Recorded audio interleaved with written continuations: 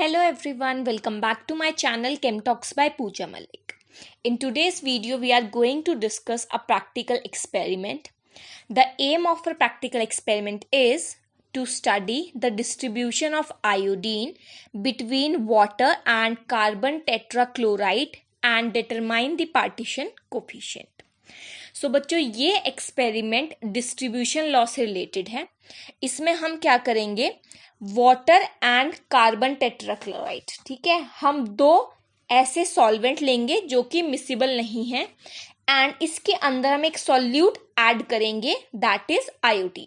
और अब हम ये देखेंगे कि आयोडीन जब हमने ऐड किया तो ये वाटर में कितना सॉल्यूबल होगा, कार्बन टेट्राक्लोराइड में कितना सॉल्यूबल होगा एंड कैसे डिस्ट्रीब्यूट हो रहा है ये over the total solvents A and B that is water and carbon tetrachloride. And उसी को यूज करके हम पार्टीशन कोफिशिएंट डिटरमाइन करेंगे. अब ये पार्टीशन कोफिशिएंट क्या होता है, कैसे ये डिस्ट्रीब्यूशन होता है, वो हम इसकी थ्योरी में समझेंगे. ठीक है जी. So kindly watch the video and subscribe to my channel. और अगर आपको वीडियो अच्छा लगे, अपने लिए यूजफुल लगे, then please like the video and do mention it in the comment section. चलो स्टार्ट करते हैं. सो इसकी थ्योरी समझते हैं कि how are we going to perform this experiment, what is the basis behind this experiment. So इसके पीछे जो बेसिक है that is distribution law. Nernst एक साइंटिस्ट थे जिन्होंने डिस्ट्रीब्यूशन लॉ दिया. उन्होंने क्या किया, बहुत सारे सॉल्वेंट्स एंड उसके अंदर सॉल्यूट्स को ऐड करके डिस्ट्रीब्यूशन को उनके स्टडी किया कि अगर हम इमिसिबल सॉल्वेंट्स का पेयर लेते हैं एंड उसके अंदर फिर कोई सॉल्यूट ऐड करते हैं तो वो सॉल्यूट उन सॉल्वेंट्स में कितना डिसॉल्व होगा, कितना डिस्ट्रीब्यूट होगा, उसको नर्स ने स्टडी किया.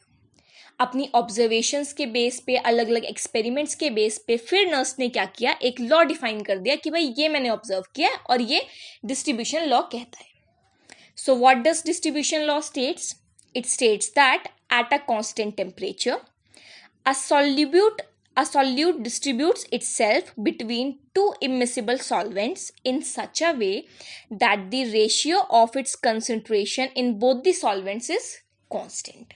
मतलब अगर मैं टेम्परेचर फिक्स कर देती हूँ और दो इमिसिबल सॉल्वेंट्स का मिक्सचर ले रही हूँ और उसके अंदर मैं बाहर से कोई सॉल्यूट जब भी ऐड करूँगी तो वह सॉल्यूट उस सॉल्वेंट्स में डिस्ट्रीब्यूट तो होगा. ठीक है, जरूरी नहीं है कि वो यूनिफॉर्मली डिस्ट्रीब्यूट हो सकता है वो ए सॉल्वेंट में ज्यादा मिक्स हो जाए सॉल्यूट, बी सॉल्वेंट में थोड़ा कम मिक्स हो, या फिर बी में ज्यादा मिक्स हो जाए, ए में थोड़ा कम मिक्स हो, है ना. डिस्ट्रीब्यूशन हो सकता है कि अलग एक्सटेंट तक हो, एक में ज्यादा सॉल्यूबल हो, एक में कम सॉल्यूबल हो. बट जब भी हम इनका रेशियो लेंगे, यानी कि पहले सॉल्वेंट में वो सॉल्यूट कितना डिसॉल्व हुआ और दूसरे सॉल्वेंट में वो सॉल्यूट कितना डिसॉल्व हुआ, जब भी इनका रेशियो लिया गया तो देखा गया कि वो वैल्यू हमेशा कांस्टेंट आई. यही डिस्ट्रीब्यूशन लॉ कहता है.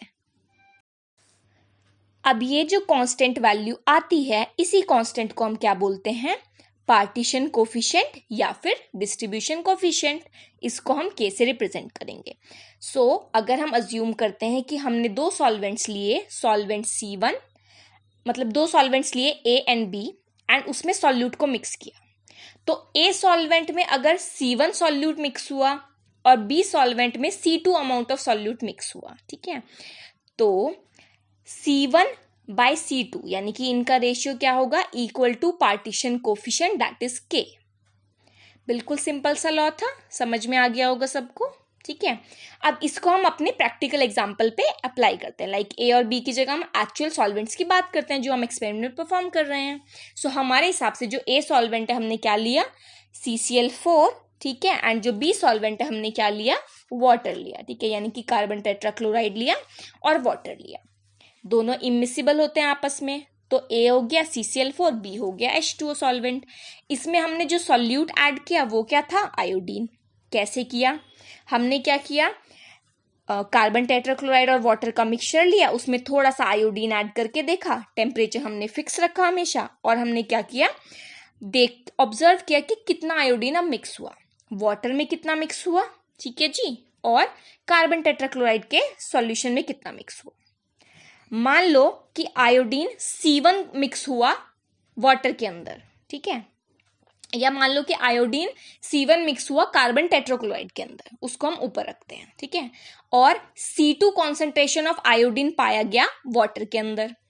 तो जब ये देखा गया C1 और C2 की वैल्यूज तो अलग थी, बट जब इनका रेशियो देखा गया तो हमने ये ऑब्जर्व किया that C1/C2 was always equal to a fixed value that is a constant. उसी को हम K से रिप्रेजेंट करते हैं बच्चों, एंड इसी को हम क्या बोलते हैं, डिस्ट्रीब्यूशन कोफिशिएंट या फिर पार्टीशन कोफिशिएंट। सो ये लॉ अप्लाई करके ही हम यहाँ पे ये जो डिस्ट्रीब्यूशन है वो निकालेंगे, और हमें एक्सपेरिमेंट में फाइंड भी यही करना है, जो पार्टीशन कोफिशिएंट है उसकी वैल्यू ही तो हमें निकालनी है। चलो अब एक बार इसके लिमिटेशंस भी हम डिस्कस कर लेते हैं। देखो जो नर्स्ट लॉ होता है उसके लिए हमें कुछ कंडीशंस फिक्स करनी पड़ती है, अगर वो कंडीशंस चेंज हो जाएंगी तो ये लॉ एप्लीकेबल नहीं होता है। फॉर एग्जाम्पल हमें टेम्परेचर फिक्स करना होता है, टेम्परेचर शुड रिमेन कॉन्स्टेंट। इसके अलावा हमें ये देखना होता है कि जो सॉल्यूट हम यूज कर रहे हैं वो दोनों सॉल्वेंट्स में से किसी में भी कोई चेंज ना करे, लाइक उस सॉल्वेंट के साथ ना तो उसके मॉलिक्यूल जुड़ के एसोसिएशन कर ले, ना ही उस सॉल्वेंट के इफेक्ट से उसके मॉलिक्यूल्स ब्रेक हो, ठीक है, डिसोसिएशन कर ले। सो जो सॉल्यूट है वो सॉल्वेंट में मिक्स होने के बाद भी एज इट इज रहना चाहिए, उसका जो मॉलिक्यूलर फॉर्मूला है, जो उसकी मॉलिक्यूलर स्टेट है। सो इस चीज का हमें ध्यान रखना है, उसी के अकॉर्डिंग हमें सॉल्यूट चूज करना है। और हमें ये ध्यान रखना है कि जब हम उसको ऐड कर रहे हैं, है ना, सॉल्यूट को ऐड कर रहे हैं, तो उससे सॉल्वेंट की मिसिबिलिटी पे कोई इफेक्ट ना पड़े। ऐसा ना हो कि मैंने कोई ऐसा सॉल्यूट ऐड करा जिसकी वजह से जो पहले इमिसिबल लिक्विड्स थे उनकी सॉल्युबिलिटी थोड़ी बहुत एक दूसरे में इंक्रीज हो गई उस सॉल्यूट के ऐड करने से। वो भी हमें ध्यान रखना है, क्योंकि एक्सपेरिमेंट हम परफॉर्म ही ये अज्यूम करके चल रहे हैं कि जो हमारे दोनों सॉल्वेंट्स है वो क्या है, इमिसिबल है। और लास्ट चीज जो हमें ध्यान रखना है कि जो सॉल्यूशन हम यूज कर रहे हैं वो हमें डाइल्यूट कॉन्सेंट्रेशन लेनी है, ज्यादा कॉन्सेंट्रेटेड सॉल्यूशंस हम इसमें यूज नहीं कर सकते। So these were the limitations, ठीक है, हमने इसका बेसिक समझ लिया। अब हम देखते हैं कि हमें प्रैक्टिकल परफॉर्म करने के लिए क्या क्या चीजें चाहिए होंगी। सो अगर हम रिक्वायरमेंट की बात करें, हमें एपरेटस में क्या क्या चाहिए होगा लैब में, ठीक है, हम 3 बॉटल्स लेंगे अप्रॉक्सीमेटली 500 ml वाली। इनके ऊपर कॉर्क होना चाहिए, उनके क्लोज करने के लिए होना चाहिए। इसके अलावा हम पिपेट लेंगे, ब्यूरेट लेंगे, सेपरेटिंग फनल लेंगे, मेजरिंग फ्लास्क लेंगे एंड कोनिकल फ्लास्क लेंगे। अगर केमिकल्स की बात करें, हमें क्या क्या केमिकल्स चाहिए होंगे, तो ऑब्वियसली जो जो हम यूज कर रहे हैं यहाँ पे, आयोडीन चाहिए होगा, कार्बन टेट्राक्लोराइड, डिस्टिल्ड वाटर, और साथ में सोडियम थायोसल्फेट हम यूज करते हैं। ये हमारी टाइट्रेशन हम एक परफॉर्म करेंगे उसमें ये यूज होता है, ठीक है। These were the requirements. Now let's move on to the main part, that is procedure of the experiment, यानी कि आपको ये परफॉर्म कैसे करना है। सो इसको धीरे धीरे बहुत आराम आराम से हम स्टेप वाइज समझेंगे एंड देन चलेंगे फिर कैलकुलेशंस की तरफ। सो अगर हम इसके प्रोसीजर की बात करें तो सबसे पहले हम क्या करेंगे, सॉल्यूशंस प्रिपेयर करेंगे। जो हमने 3 बॉटल्स लिए हैं उसमें 3 अलग अलग कॉन्सेंट्रेशन के हम सॉल्यूशन प्रिपेयर करेंगे। सॉल्यूशन किस कॉन्सेंट्रेशन के प्रिपेयर करने हैं वो आप टेबल में देख सकते हो, ठीक है। पहली बॉटल में हम क्या करेंगे, 25 ml आयोडीन का सॉल्यूशन लेंगे, उसमें 0 ml CCl4, यानी कि CCl4 हम इसमें नहीं ऐड कर रहे हैं। और जो आयोडीन का बच्चों ये सॉल्यूशन है ना 25 ml, ये सैचुरेटेड सॉल्यूशन है, ये हमने कार्बन टेट्राक्लोराइड में ही बनाया है, ठीक है। सो इसको हमने प्रिपेयर किया। देन उस 25 ml आयोडीन के सैचुरेटेड सॉल्यूशन में हमने क्या डाला, 150 ml वाटर, CCl4 हमने और ऐड नहीं किया। सेकेंड जब बॉटल ले रहे हैं उसमें क्या ले रहे हैं, 20 ml saturated solution of iodine, साथ में 5 ml CCl4 और 150 ml वाटर। जो थर्ड बॉटल है उसमें हम क्या ले रहे हैं, 15 ml solution of iodine, 10 ml solution of CCl4 and 150 ml water. इस तरह से हमने 3 सॉल्यूशन एवरेज पे परफॉर्म कर लिया। और देखो तीनों की जो ओवरऑल वॉल्यूम है वो सेम है, 150 + 25 175 ml टोटल हमारा वॉल्यूम बन रहा है। सो इस तरह से हमने 3 सॉल्यूशन प्रिपेयर करके रख लिए। अब इन 3 सॉल्यूशन को हम स्टॉपर लगाएंगे, मतलब बॉटल्स को क्लोज करेंगे, उसके बाद उन्हें शेक करेंगे। शेक हम इसलिए कर रहे हैं ताकि अगर वो मिक्स हो जाए एक बार अच्छे से और फिर हम उनको सेटल कर लें। सो इनको अच्छे से शेक करेंगे। उसके बाद हम एक वाटर कंटेनर लेंगे, एक ट्रे लेंगे, उसमें वाटर फिल करेंगे एंड उसके अंदर इन बॉटल्स को रखेंगे ताकि तीनों ही बॉटल्स पर यूनिफॉर्म एक टेम्परेचर प्रेजेंट हो, क्योंकि हमें टेम्परेचर कांस्टेंट रखना है, वो बहुत इंपॉर्टेंट पार्ट है। अब इन तीनों बॉटल्स को हमने उसमें प्लेस कर दिया। बीच बीच में हम इन बॉटल्स को शेक करेंगे, ठीक है, ताकि हमारा जो मेन पर्पस है डिस्ट्रीब्यूशन लॉ ऑब्जर्व करने का कि डिस्ट्रीब्यूशन कैसे हो रहा है इन दोनों लेयर्स में, वो स्टार्ट हो जाए। उसके बाद फाइनली 3-4 बार हम इसको शेक करेंगे, ठीक है। 20 to 30 मिनट्स के लिए हम इसको फिर वाटर बाथ जो हमने लिया है, वाटर ट्रे लिया, उसके अंदर इसको रख देंगे। उसके बाद फाइनली हम इसको सेटल डाउन होने के लिए रख देंगे, ठीक है, एंड वेट करेंगे कि जो हमारी 2 इमिसिबल लेयर्स हैं वो सेटल डाउन हो जाए, वो सेपरेट हो जाए कंप्लीटली। अब ये जैसे ही सेपरेट आउट हो जाएंगे तो जिस बॉटल को हम यूज़ करेंगे इन द टाइट्रेशन, जिसका हम सॉल्यूशन यूज़ करेंगे, उसी का हम सेपरेशन कर लेंगे। जो यहाँ पे हम सेपरेटिंग फनल यूज़ कर रहे हैं एपरेटस में, उसका यूज़ यही है कि जब दोनों लेयर्स सेटल डाउन हो जाएगी तो हमें उन लेयर्स को सेपरेट आउट करना है। वाटर वाइल आपको जो ऊपर लेयर दिखेगी वो वाटर वाली होगी, जो नीचे लेयर होगी वो कार्बन टेट्राक्लोराइड की होगी। तो उसके बाद हमें इन्हें सेपरेट आउट करना है। अब नेक्स्ट प्रोसीजर हमारा क्या है, जब तक ये सेटल डाउन होंगे एंड लेयर सेपरेट आउट होगी कंप्लीटली, तब तक हमें अपना वो सॉल्यूशन प्रिपेयर करना है जिसके अगेंस्ट हम टाइट्रेशन करेंगे। भाई इस सॉल्यूशन को हम टाइट्रेट कर रहे हैं बट किसी चीज़ के अगेंस्ट तो टाइट्रेट करेंगे ना, तो वो सॉल्यूशन हमें प्रिपेयर करना है। उसी के लिए हम यूज़ करेंगे सोडियम थायोसल्फेट, ठीक है। तो क्या करना है, हमें चाहिए 250 ml सॉल्यूशन प्रिपेयर करना है। सो इनिशियली हम क्या करेंगे, 0.05 नॉर्मल सॉल्यूशन बनाएंगे 250 ml वॉल्यूम का। कैसे बनाएंगे, सबसे पहले आप सोडियम थायोसल्फेट को 3.1 ग्राम वे करोगे वेइंग मशीन में, उसको कम से कम 50-60 ml पानी में डिसॉल्व कर लोगे ताकि वो अच्छे से मिक्स हो जाए, क्योंकि सॉलिड फॉर्म में होगा, है ना, पाउडर्ड फॉर्म में। जब वो मिक्स हो जाएगा तो इसको आप मेजरिंग फ्लास्क लोगे, जो हमारा वॉल्यूमेट्रिक फ्लास्क होता है, जो कॉर्क लगा के हम इसको क्लोज कर देते हैं ना, तो वो 250 ml आप फ्लास्क लोगे, उसमें 60 ml जो भी हमने अप्रॉक्सीमेट अमाउंट लिया उसको पोर करोगे। फिर जो बाकी वॉल्यूम बचा उस फ्लास्क में, हमें पता है ऊपर एक मार्क होता है जिसमें वाटर लेवल मार्क्ड होता है अप टू 250 ml, तो हमें वाटर वहां तक फिल करना है। जब वहां तक फिल हो जाए उसके बाद हम इसकी कॉर्क लगाएंगे, इसको शेक करेंगे और यूनिफॉर्मली मिक्स कर देंगे। अब ये सॉल्यूशन जो हमने बनाया है 250 ml, इसमें से फिर आप एक नया बीकर लोगे, ठीक है, 250 ml का, उसके अंदर ये 50 ml वाटर निकालोगे एंड उसको फिर फर्दर डाइल्यूट करोगे up to the volume of 250 ml। So इस डाइल्यूशन से क्या होगा, जो हम इनिशियली सॉल्यूशन बना रहे थे 0.05 नॉर्मल का, उसकी कॉन्सेंट्रेशन क्या हो जाएगी, 0.01 नॉर्मल। सो हमें 0.01 नॉर्मल सॉल्यूशन प्रिपेयर कर लिया। तो इसके अगेंस्ट हम टाइट्रेशन करेंगे। हमारी लेयर्स भी सेपरेट आउट हो गए। अब हम टाइट्रेशन स्टार्ट करते हैं। टाइट्रेशन स्टार्ट कैसे करेंगे, एक कोनिकल फ्लास्क लेंगे, उसके अंदर जो हमने बॉटल 1 में जो सेपरेट आउट किया उसमें से जो CCl4 वाली लेयर है उसमें से 5 ml पिपेट करेंगे। सो कॉनिकल फ्लास्क में हमने 5 ml CCl4 सॉल्यूशन लिया, ठीक है, फर्स्ट बॉटल का। उसके बाद हम इसमें क्या करेंगे, एक और सॉल्यूशन हमने प्रिपेयर कर रखा है पोटेशियम आयोडाइड का, ठीक है, 10% सॉल्यूशन हमने उसका बनाया, उसमें से 10 ml हम इस CCl4 सॉल्यूशन में ऐड करेंगे। उसके बाद इसमें हम approximately 20 to 30 ml water add करेंगे। ये हमारा सॉल्यूशन प्रिपेयर हो गया। अब इसको हम टाइट्रेट करेंगे against the solution which we have prepared of sodium thiosulphate, यानी कि जो हमने N/20 हाइपो सॉल्यूशन बनाया उसके अगेंस्ट इसको टाइट्रेट करेंगे। टाइट्रेशन हमें करना आता ही है तो आप उसी अकॉर्डिंग परफॉर्म करोगे। अब हम इसमें एक इंडिकेटर भी यूज करेंगे। इंडिकेटर हमें पता है, जैसे हमने अपने कोनिकल फ्लास्क में मिक्सचर प्रिपेयर किया, इसके अंदर हम 2 to 3 ड्रॉप्स ऑफ स्टार्च डाल लेंगे जो कि इंडिकेटर का काम करेगा और हमें एंड पॉइंट डिटेक्ट करने में हेल्प करेगा। सो अब हम क्या करेंगे, सिंपली टाइट्रेशन परफॉर्म करेंगे। ब्यूरेट में हमने फिल कर दिया सोडियम थायोसल्फेट, कोनिकल फ्लास्क में हम ऐड करते रहेंगे जब तक कि हमारा एंड पॉइंट अचीव नहीं हो जाता। जब एंड पॉइंट अचीव हो जाएगा तो उसमें कितना वॉल्यूम यूज हुआ सोडियम थायोसल्फेट का उसको हम नोट डाउन कर लेंगे। इसी तरह से यही टाइट्रेशन हम 2 बार और करेंगे।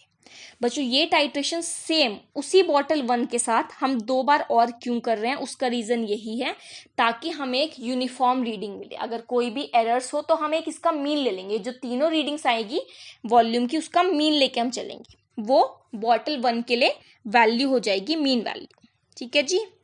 अब हम क्या करेंगे, ये हमने कर लिया। ऐसे ही हम क्या करेंगे, सेकेंड बॉटल के लिए भी रीडिंग लेंगे, थर्ड बॉटल के लिए भी सेम टाइट्रेशन करके रीडिंग लेंगे। वही फ्लास्क में उसमें से अमाउंट लिया, क्या सॉल्यूशन ऐड किया, वाटर ऐड किया, then starch as indicator add किया, फिर टाइट्रेशन कराई और थायोसल्फेट की जो वॉल्यूम यूज हुई वो नोट कर ली। इस तरह से हमने तीनों बॉटल्स के लिए रीडिंग नोट डाउन कर ली। अब अगले स्टेप की तरफ बढ़ते हैं। अब हम क्या करेंगे, एक बार और टाइट्रेशन करेंगे। ठीक है, अब हम क्या करेंगे, ये देखो हमने जो तीनों अभी टाइट्रेशन करी तीनों बॉटल्स को यूज करके, इसमें हमने क्या किया था, CCl4 सॉल्यूशन यूज किया था कोनिकल फ्लास्क में। इससे हमें क्या मिलेगा, हमें वो वैल्यू मिलेगी इसको यूज करके कि रिएक्शन में जब हमने ऐड किया आयोडीन CCl4 और वाटर के सॉल्यूशन में, तो आयोडीन CCl4 वाली लेयर में कितना डिस्ट्रीब्यूट हुआ है। अब अगर हमें उसी आयोडीन का वाटर वाली लेयर में डिस्ट्रीब्यूशन निकालना है, तो अब हम टाइट्रेशन में क्या करेंगे, कोनिकल फ्लास्क लेंगे, उसमें जो हमारा सेपरेट किया था हमने सेपरेटिंग फनल से वाटर वाली लेयर को, उसमें से 20 ml पिपेट आउट करेंगे। उस 20 ml पिपेटेड वाटर में अब हम वही अपना KI सॉल्यूशन ऐड करेंगे 10 ml। इसमें हमें और वाटर ऐड करने की जरूरत है क्योंकि हमने एक्वा सॉल्यूशन की लेयर ही ली है। वापस इसमें एज स्टार्च हम इंडिकेटर ऐड करेंगे और वापस अपने वो करेंगे, एक्सपेरिमेंट परफॉर्म करेंगे, सोडियम थायोसल्फेट के साथ टाइट्रेशन करेंगे। ठीक है, सो इसके साथ भी हम वही तीनों बॉटल्स के साथ रीडिंग ले लेंगे और हमारे पास यूज सोडियम थायोसल्फेट की वैल्यू आ जाएगी। सो ये आपका प्रोसीजर था। अब इसमें जो हमने सोडियम थायोसल्फेट की वॉल्यूम यूज की उसको कैलकुलेशंस में कैसे यूज करेंगे और इससे कैसे पार्टीशन कोफिशिएंट निकालेंगे वो देखते हैं। सो कैलकुलेशंस पर आते हैं। देखो मैं आपको एक फर्स्ट बॉटल के लिए एक्सप्लेन कर देती हूँ, तीनों बॉटल्स के लिए आपको सेम तरह से रीडिंग लेनी है और फिर लास्ट में हम उसका एवरेज ले लेंगे। चलो, सबसे पहले अगर हमें निकालना है कि आयोडीन CCl4 लेयर में कितना डिस्ट्रीब्यूट हुआ, तो कैसे निकाल लेंगे, सिंपल हम अपना लॉ यूज करेंगे, N1V1 is equal to N2V2।